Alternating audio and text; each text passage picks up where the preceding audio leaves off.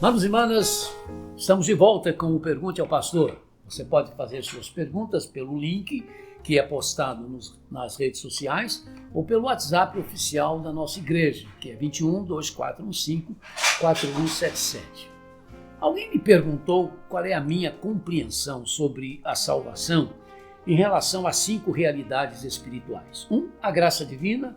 2, as boas obras. 3, o batismo. 4, a fé. E 5, a perseverança dos santos ou dos salvos. Para administrar melhor o tempo, eu tomei a liberdade de dividir as respostas que virão em vídeos separados. Vamos começar com o que eu chamarei de a primeira pergunta, e na qual eu vou englobar as 3 primeiras realidades. Qual é a minha compreensão sobre a salvação em relação à graça divina, às boas obras e à fé? Se colocarmos diante de nós os textos que nos falam da salvação pela graça por meio da fé, da importância das boas obras na salvação, não há dúvida de que Efésios 2, 8 e 9 é o que vai nos chamar a atenção, pela forma definitiva com que Paulo explicou a bênção inigualável da salvação eterna. Pois vocês são salvos por meio da graça ou pela graça, por meio da fé. Isto não vem de vocês, é dom de Deus, não por obras, para que ninguém se glorie. No Antigo Testamento, o salmista disse que Deus dá graça, concede favor e honra, Salmos 84, 11. E Paulo se referiu à graça salvadora de Deus, não é? Em Tito 2, 11. E se é Jesus quem diz, eu sou a ressurreição e a vida, aquele que crê em mim, ainda que morra, viverá, João 11, 25, porque Deus amou o mundo de tal maneira que deu o seu Filho unigênito para que todo aquele que nele crê não pereça, mas tenha vida eterna, João 3,16.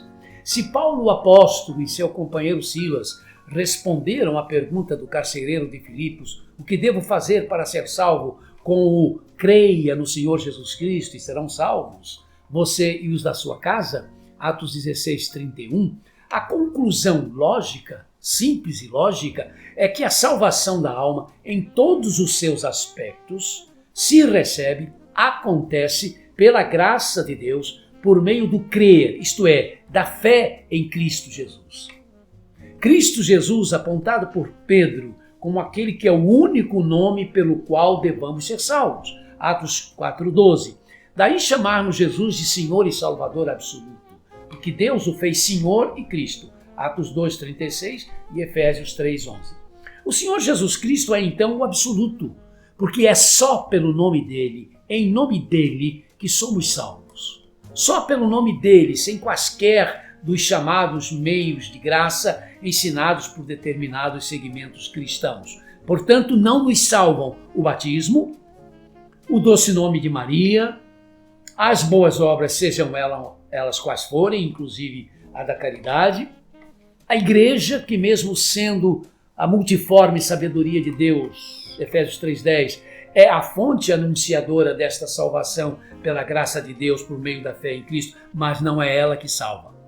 Sendo assim, todos os demais textos que se usam quando se fala em salvação têm de girar em torno do que Paulo escreveu nesse seu clássico texto aos Efésios. Pela graça vocês são salvos por meio da fé. É dom, é presente, é dádiva de Deus. Não vem das obras para que ninguém se glorie, se envaideça, isto é, se sinta também salvador de si mesmo, de si mesma.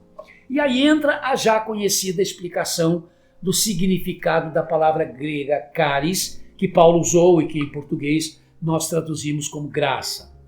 Charis é algo que se dá a quem nada fez para receber esse algo. É o presente que se dá a alguém sem que esse alguém mereça esse presente. Esta afirmação paulina tem de ser o parâmetro, ou vamos ter de admitir contradições na palavra de Deus, o que é uma atitude imprudente e tola. É a partir disto que vamos entender o que Tiago queria dizer ao afirmar de que adianta, meus irmãos, alguém dizer que tem fé se não tem obras. Acaso a fé pode salvá-lo? Assim também a fé por si só, se não for acompanhada de obras, está morta? Está morta? Tiago, numa pergunta, ele faz uma afirmação. Se não for acompanhada de obras, a fé é morta. Tiago 2, 4, 17.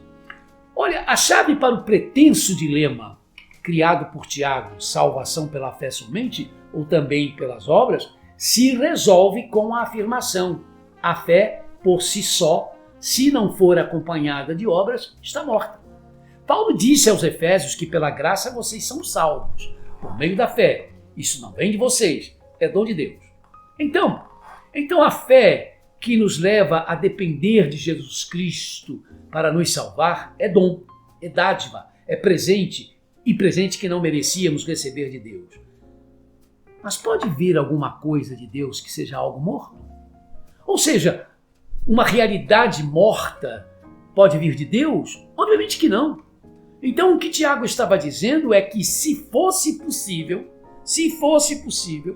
alguém usar a fé que Deus permite os seres humanos terem para crer em Jesus Cristo, sem as evidências de uma vida que, como explicava João Batista, produz os frutos do arrependimento, Mateus 3,8, que se fosse possível isto, esta fé não seria uma fé viva, seria uma fé morta, ou em outras palavras, seria uma falsa fé, uma fé falsa.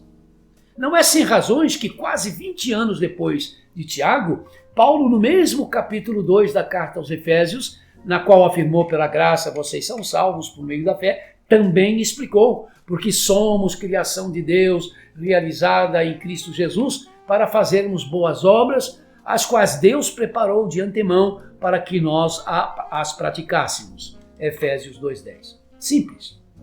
Os escolhidos por Deus para a salvação, pela graça de Deus, por meio da fé em Jesus Cristo somente, porque estão salvos e não para serem salvos, produzem boas obras.